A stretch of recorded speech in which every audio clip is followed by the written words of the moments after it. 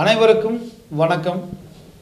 இந்த நவராத்திரி விழாவானது ஏன் எதற்கென்று ஒரு சிறிய விளக்கம். முன்னொரு காலத்தில் மகிஷாசுரன் என்ற அசுரன் சிவபெருமானிடம் வரம் வேண்டி தவம் இருக்கிறார். சிவபெருமானும் அவர் முன் தோன்றி உனக்கு என்ன வரம் வேண்டும் கேள் என்று கூறுகிறார்.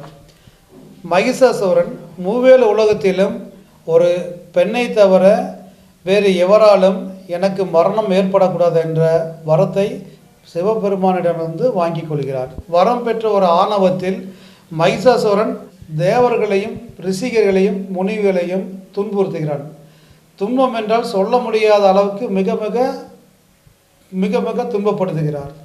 இவருடைய துன்பத்தை பொறுக்க முடியாத முனிகளும் ரிஷிகளும் தேவர்களும் சிவபெருமானுடன் முறையிடுகிறார்கள். ஐயனே, என்னை காப்பாற்றுங்கள், அசுரனுடைய கொடுமை எங்களால் தாங்க இயலவில்லை, உடனே நீங்கள் மனம வந்து எங்களை காப்பாற்றுங்கள் ஐயனே என்று சிவபெருமானிடம் முறையிடுகிறார்கள்.